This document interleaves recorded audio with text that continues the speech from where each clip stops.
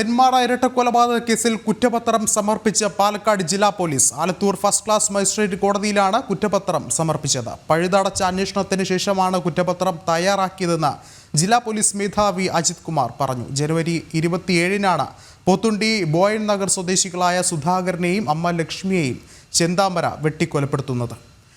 കൂടുതൽ വിവരങ്ങളുമായി അരുൺ ആലത്തൂർ ചേരുന്നുണ്ട്. അരുൺ, നമുക്കറിയാം നാടിനെ നടുക്കിയ ഒരു അരും കൊല, അതിന് പിന്നാലെ നടന്ന അന്വേഷണങ്ങൾ, ഒരുപക്ഷെ ഈ ഒരു അന്വേഷണത്തിൽ പോലും ഏറെ തെളിവായത് അല്ലെങ്കിൽ ഏറെ നിർണായകമായത് ശാസ്ത്രീയ തെളിവുകളായിരുന്നു. ഒരുപക്ഷെ അത് തന്നെയല്ലേ ഈ ഒരു കുറ്റപത്രം സമർപ്പിക്കാനുള്ള ഒരു നീക്കത്തിന് കൂടുതൽ നിർണായകമായത്? തീർച്ചയായിട്ടും ഈ ശാസ്ത്രീയ തെളിവുകൾ ഉൾപ്പെടെ കൃത്യമായി ശേഖരിക്കാൻ കഴിഞ്ഞു. അത് പെട്ടെന്ന് തന്നെ ലഭിച്ചു എന്നുള്ളത് തന്നെയാണ് ഇത്രയും വേഗം കുറ്റപത്രം സമർപ്പിക്കാൻ വഴിവെച്ചത് എന്നുള്ളതാണ് അന്വേഷണ ഉദ്യോഗസ്ഥനായ ഡിവൈഎസ്പി ആലത്തൂർ ഡിവൈഎസ്പി മുരളീധരൻ അല്പസമയം മുൻപ് വ്യക്തമാക്കിയത്. ഒരു 2:40 ഈ നെന്മാറ ഇരട്ടക്കൊലപാതകത്തിലെ കുറ്റപത്രം ആലത്തൂർ കോടതിയിൽ സമർപ്പിക്കുന്നതിന് വേണ്ടി അന്വേഷണ സംഘം എത്തിയത്. തുടർന്ന് കോടതിയിൽ ഡിവൈഎസ്പി ഉൾപ്പെടെയുള്ള അന്വേഷണ ഉദ്യോഗസ്ഥരും എത്തുകയുണ്ടായി. തുടർന്നാണ് ആലത്തൂരിലെ കോടതിയിലേക്ക് ഈ കുറ്റപത്രം എത്തിച്ച് ഇപ്പോൾ സമർപ്പിച്ചിരിക്കുന്നത്. ഏതായാലും നാടിനെ നടുക്കിയ അരുംകൊലയാണ് ഈ നെന്മാറയിലെ ഇരട്ടക്കൊലപാതകം. ആ നെന്മാറ ഇരട്ടക്കൊലപാതകത്തിൽ പഴുതടച്ചുകൊണ്ടുള്ളൊരു കുറ്റപത്രമാണ് ഈ കാണുന്ന കോടതിയിൽ സമർപ്പിച്ചിരിക്കുന്നത് എന്നുള്ളതാണ് അന്വേഷണ ഉദ്യോഗസ്ഥർ പറയുന്നത്. 500-ലധികം പേജുള്ള ഒരു കുറ്റപത്രമാണ് കോടതിയിൽ സമർപ്പിച്ചിരിക്കുന്നത്. അതിൽ 133 സാക്ഷികളുണ്ട്, 30-ലധികം രേഖകളും ഫോറൻസിക് പരിശോധനാ ഫലം ഉൾപ്പെടെ ശാസ്ത്രീയ തെളിവുകളുമൊക്കെ കുറ്റപത്രത്തിൽ ഉണ്ട് എന്നുള്ളതാണ്. ഇതിനു പുറമെ ഈ ദൃക്സാക്ഷികളുടെ മൊഴിയും ഈ കുറ്റപത്രത്തിൽ കൃത്യമായിട്ട് തന്നെ എഴുതി ചേർത്തിട്ടുണ്ട് എന്നുള്ളതാണ്. പ്രത്യേകിച്ച് ഈ ലക്ഷ്മിയെ ചെന്താമര കൊലപ്പെടുത്തുന്നത് നേരിൽ കണ്ട ഏക ദൃക്സാക്ഷിയുടെ മൊഴിയും അതുപോലെ തന്നെ ചിറ്റൂർ കോടതിയിൽ രേഖപ്പെടുത്തിയിട്ടുള്ള 8 പേരുടെ രഹസ്യമൊഴിയൊക്കെ ഇതിൽ ഉള്ളടക്കമായിട്ടുണ്ട് എന്നുള്ളത് തന്നെയാണ് കുറ്റപത്രമാണ് ഇപ്പോൾ കോടതിയിൽ സമർപ്പിച്ചിരിക്കുന്നത്. ഏതായാലും കുറ്റപത്രത്തിൻ്റെ ഈ പോലീസിനെ സംബന്ധിച്ചിടത്തോളം ഈ എത്രയും വേഗം കുറ്റപത്രം സമർപ്പിക്കുക എന്നുള്ളത് അവരുടെ ഒരു വെല്ലുവിളി കൂടിയായിരുന്നു. കാരണം കഴിഞ്ഞ ജനുവരി 27-നാണ് നാടിനെ നടുക്കിയ ഈ അരുംകൊല നടക്കുന്നത്.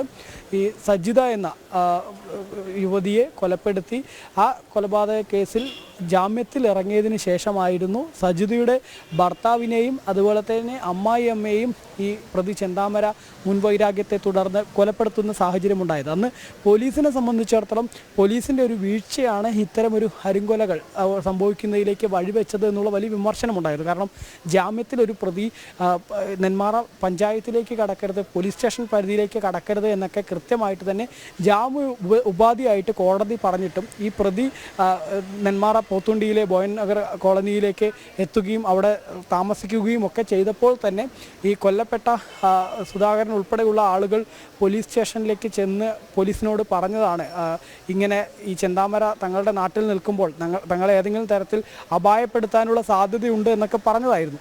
എന്നിട്ടും പോലീസ് അത് ഗൗരവത്തോടെ എടുക്കാത്തതാണ് വീണ്ടും ഒരു 2 ജീവനുകൾ പൊലിയുന്നതിലേക്ക് വഴിവെച്ചത് എന്നുള്ളത് വിമർശനം ഈ കേസിൽ ഉണ്ടാവുകയും അതിൽ പോലീസിനെതിരെയും അതുപോലെ തന്നെ ഈ ചെന്താമരയ്ക്കെതിരെയും ഒക്കെ വലിയ ജനരോഷം തന്നെ പൊട്ടിപ്പുറപ്പെടുകയും ഈ ചെന്താമരയെ പിടികൂടിയ സമയത്ത് അർദ്ധരാത്രി പോലും ജനങ്ങൾ ആർത്തിരമ്പി പോലീസ് സ്റ്റേഷനിലേക്ക് എത്തി പോലീസ് സ്റ്റേഷൻ്റെ ഗേറ്റും മതിലും ഒക്കെ തകർക്കുന്ന ഒരു സാഹചര്യം പോലും ഉണ്ടായിരുന്നു എന്നുള്ളതാണ്.